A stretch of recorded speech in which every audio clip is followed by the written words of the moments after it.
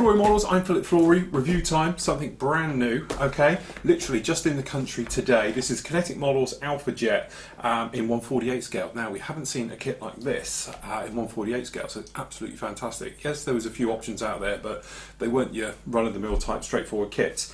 Great that Kenetic again have tackled a subject that's a little bit different and a little bit out there.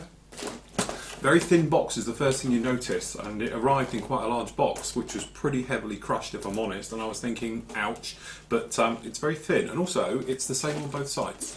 A little bit different. Anyway, what do we get in the box? Well, start off with, you can pick this one up. It's very, very cheap. It's only around about £20, which is quite a bargain, really, for the size. And it took about a week to get here from, is your all clear? From Hong Kong, so that wasn't too bad at all. Okay, so a little bit different. We got a sealed bag here. If I move this out of the way, then we can go through them all. So if we open up this end, in here we've got our decals.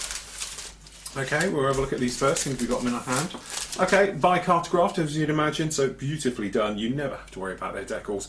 Lovely colours, very vibrant. We get no problem with them being not in register and everything else. Just looking down here, looks like we've got the French ones, obviously as you'd expect being a French aircraft. We've got Canadian ones and the UK one. It's got the Kenetic Q ones, which is quite a regular aircraft around the airshow circuit. Very nicely, as you said, what you'd expect really. They are fantastic. Never had a problem with them at all. Just always keep your little sheet on top.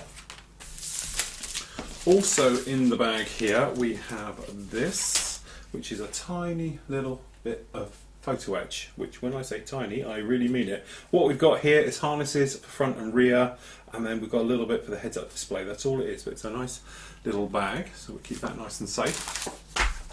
Okay, the booklet's a little bit cheap. Alright, so what have we got in here? Okay, as you imagine, usual thing. We've got the call out, okay, we've got your colours. So you're in your Vallejo, your Model Air, your Mr. Colour, and the, I presume these are the new Italeri colours. I'm just checking down with mine. Yes, it is. They end in a P, you know it's the new Italeri colour ones, okay? So, it's on a bit of an angle, so as you can see, usual things we'd expect. So you've got the seats that go together, okay, and then we've got a little bit of piping here, which are obviously going to be the intakes for the engines on the other side. We've got the tubs, instrument panels and everything going in. It's funny, it's at this angle, it's going to throw me totally. Okay, so we have here different types, which is quite nice. So we've got the Type A, the Type B and the Type E, all got little different variations in the tail, and obviously the Type A, so you've got 5 different choices in there, sorry, 4 different choices in there. Got to be making some holes, putting the nose on. Again, different types of nose. We've got an A version nose and a BE intake pipes, as we can imagine. Okay, and then down here we've got working with these fuselages, which obviously we'll have a look in a moment. Right the way in.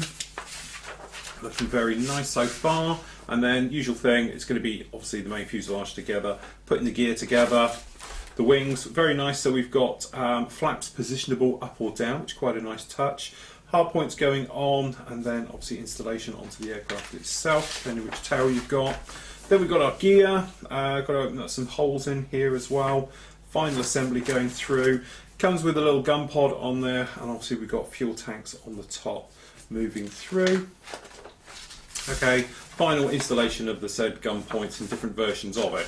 Okay, so down here we have the overall, which is the dark blue-grey, and flat black going over there. That's obviously the French colours, which is a shame because they do some very nice colourful aircraft for these.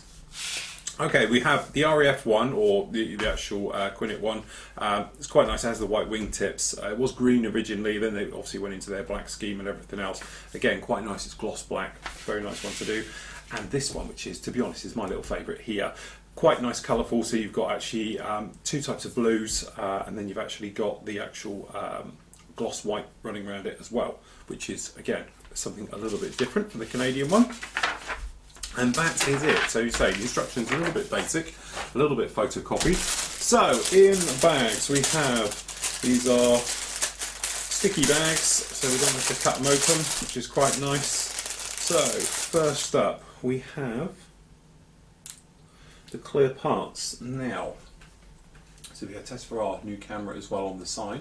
Okay, looking at that, doesn't look too bad how well you're seeing all this. Yes, they are nice and crystal clear, but they're a little bit wobbly. So when we say wobbly, when I move it over the actual table itself with a cutting mat, you get the lines in it, you can see how much distortion is actually in it. What we have that's quite nice, there's no centre seams to worry about. They seem to be quite nicely crisply moulded onto here. The detail is raised, so it will make masking it up very, very easy just to put your tape down and do it. And the smaller parts will look to be very nicely done. No flash as such on this whatsoever. And you've got the nice little guards at the top, which then when it's face down, stops these getting scratched on the top. So that's very nice. Now then, we have, this one sealed? No, it's not sealed. Okay, so we have our bags here. We've got a big bag, not a lot going on in here. So here we are, main fuselage. To be honest, it's a little bit thick, but with Kenetic we tend to get that, okay?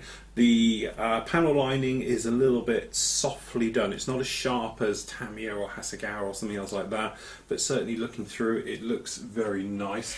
We've got this area here for the belly. We've got some nice recessed details going on.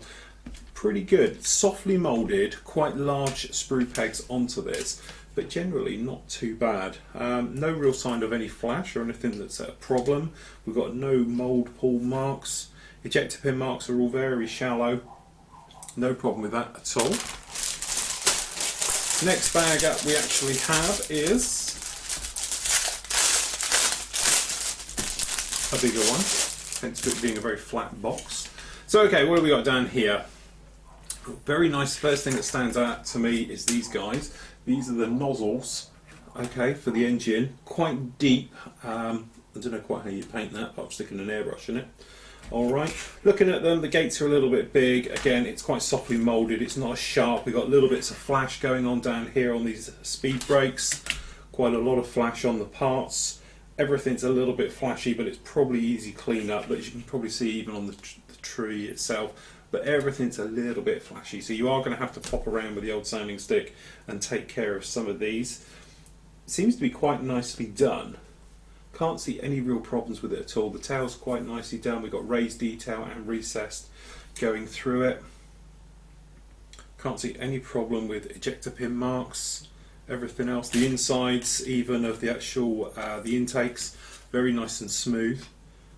As I say, a little bit flashy, but what we sort of expected with them, you know. It's not like there's anything wrong with it, it's just losing that little bit. Okay, all important cockpit area up here. So we've got some raised detail for the instrument panels on both sides. Looks pretty good. The ejector seats looking very, very nice. We've got some nice detail on them. Again, a little bit flashy, you're going to have to do some cleanup right the way through. Okay, we've got this horrible thing of doing half a tyre and putting it into the hub. Whoever thinks of this, these are bumps felt. Okay, we've got the detail for the inside, quite nice. We've got all of the control panels and everything. It's all got flash on it. You're going to have to clean it up.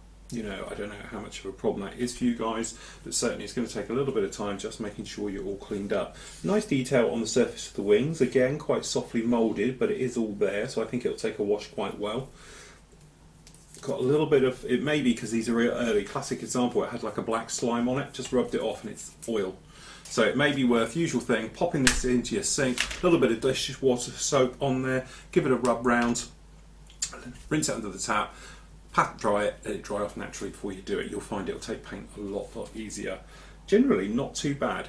Okay, it's not, you know, going to be rewriting any books here. It is what it is. But on the other hand, though, it's a £20 kit of an Alpha Jet, and we haven't had anything like that before. So if you are into your French stuff, things like that, certainly it will be a must-have. And for the price, it is a complete bargain because we have got obviously this, we've got Photo-Etch parts, we have got decals by Cartograph and everything else. So I have to say a bit of a thumbs up to this one. Yes, I will be building it because I am quite a fan of this aircraft, and I can honestly say I have never built an Alpha Jet in 148 before. And nowadays, doing this kits for all these years, there isn't many things I haven't built. So I'd like to do an Alpha Jet, doesn't matter whose it is or anything, in 148. So we'll give this one a whirl a little bit later on in the year. So a big thumbs up, looks really good, go and get one.